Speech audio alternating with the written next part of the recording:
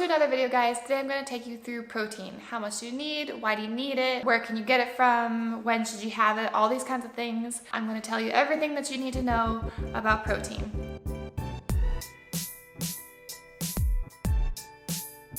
First thing is, why do you need protein? Every single cell in your body uses protein. It's used for the synthesis of new cells. It's used to repair damaged tissues. It's of course used for muscle synthesis. It's used in your skin. It's used in your organs.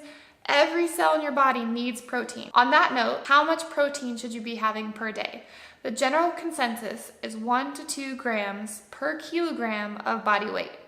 Anywhere in that range and you'll be getting a good amount of protein. Now, there's a ton of arguments on should you be having up towards the 2 grams, or is it all just a lie because the supplement industry is just trying to get you buy more of that crap? After the research that I looked at the very minimum, you should be getting over 100 grams of protein per day. The general government guidelines are a minimum. They do not give you the optimal amount of macronutrients you need throughout the day. They give you the minimum amount you need to survive. I think everyone should be having more protein. Now, I'm just going to go through a couple of studies that I looked at regarding why. So one of them is people who had upwards of 2 grams of protein per kilogram of body weight per day, people who had super high protein intakes and were on a calorie surplus, of course, showed muscle growth, even if they lived a sedentary lifestyle. Even if they did no workouts at all, they still increased muscle mass by just having a calorie surplus and having that super high amount of protein. The people who had lower protein didn't show that increase in muscle mass. Of course, that came with a significant amount of fat gain because they weren't working out and they were in a calorie surplus, but it just goes to show that the amount of protein does matter in order to affect your muscles. There was a study done on people who were bulking, so had super high amounts of calories, and they were gaining fat, gaining muscle, and they were working out. When they had upwards of 3 grams of protein per kilogram of body weight, they showed less fat gain than those who were on lower protein amounts. Possibly having a super high protein diet can help reduce fat gain when you're bulking.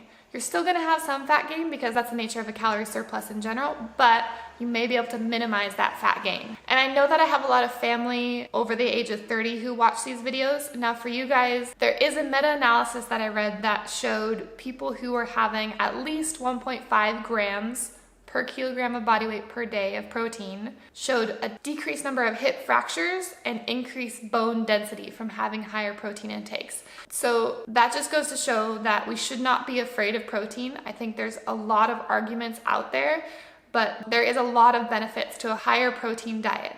So what I tell clients is to be having protein at every single meal. This should be your focus first and foremost. So breakfast, have some sort of eggs or yogurt involved. Lunch and dinner, they need to have a meat or protein source. This can be like beef, chicken, fish, all those kinds of things. You can also have plant-based stuff like tofu, tempeh. Now, this is a kicker. For some reason, a lot of new clients that I get, they think that chickpeas, lentils, legumes, beans, all these kinds of things are high protein.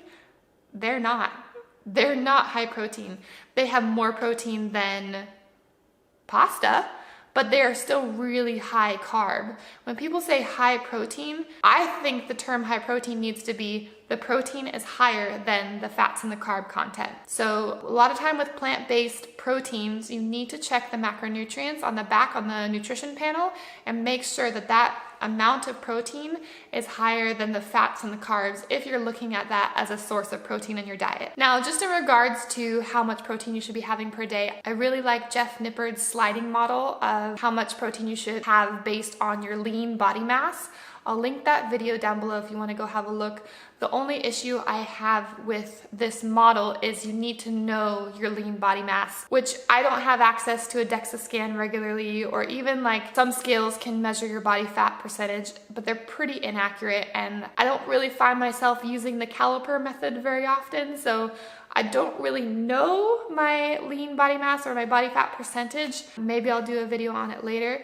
But if you do know your body fat percentage, if you do know your lean body mass, then go check out that video. And then if you're worried about too much protein being damaging to your body, there is very limited evidence that high amounts of protein, 2 to 3 grams per kilogram, per day, have any damaging effects to your kidneys or your liver or your bones or anything like that. But all the information that I talk about, I will link it all below so you can go have a read more if you like. When should you be having your protein? Studies do show that having a bolus amount of protein in one sitting, so like 25 to 30 grams of protein in one sitting, stimulates muscle protein synthesis. So it stimulates that muscle growth. So you want to be having a relatively large amount of protein at regular intervals throughout the day. So what I tell clients is just as long as it's breakfast, lunch, and dinner, you're gonna be getting that stimulation throughout the day. There's a lot of talk about this metabolic window. I personally believe as long as you have eaten within 3 hours before or 3 hours after your training, you're gonna be giving your body the nutrients it needs to go and repair and do the thing that it needs to do. I would say the only time when I would suggest to have a protein shake straight after a workout is if you trained fasted. If you hadn't eaten before your workout and then afterwards, you need to get some sort of nutrients into your body so that it can go in and repair and build everything that you just worked on. But if you're having a regular diet with normal intervals of food throughout the day, snacks here and there, you're gonna be getting enough food for your body to do the thing it needs to do. When it comes to when, how much is way more important than when. If you're not getting enough protein throughout the day, nothing else really matters. I do want to make a point. Some people are worried that if they have like 50, 60 grams of protein in one sitting, that protein is not going to get used for muscle synthesis or whatever. Our bodies are incredibly intelligent at using nutrients. So you need to trust that like if you haven't had enough protein throughout the day and you have to shove it all in one meal, then do it because your body will use those nutrients to repair and build. What kinds of proteins are there? So the first thing is I want you to be getting your protein from whole foods first and foremost.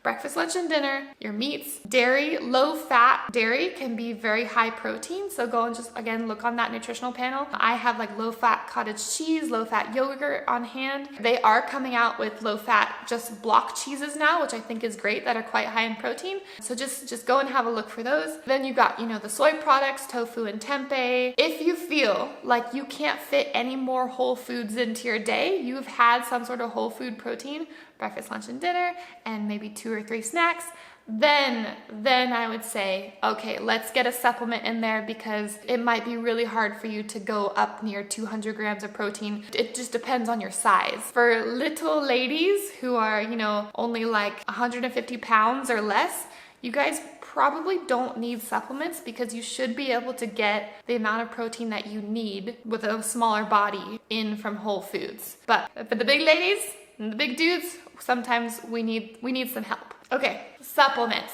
supplement world. You have whey, casein, and plant proteins. Whey and casein are both derived from milk. Whey is quicker digesting than casein. I often will say if you are on a lower calorie diet and you want to feel fuller, use casein because it'll make you feel fuller. If you are on a super high calorie diet and you're struggling to fit more food in, use the whey protein because it digests much quicker and it's not going to make you feel super stuffed. And also just in terms of the whey realm, there's 2 common types of whey. There's a concentrate and an isolate. Concentrate is just your general whey protein with all the lactose included.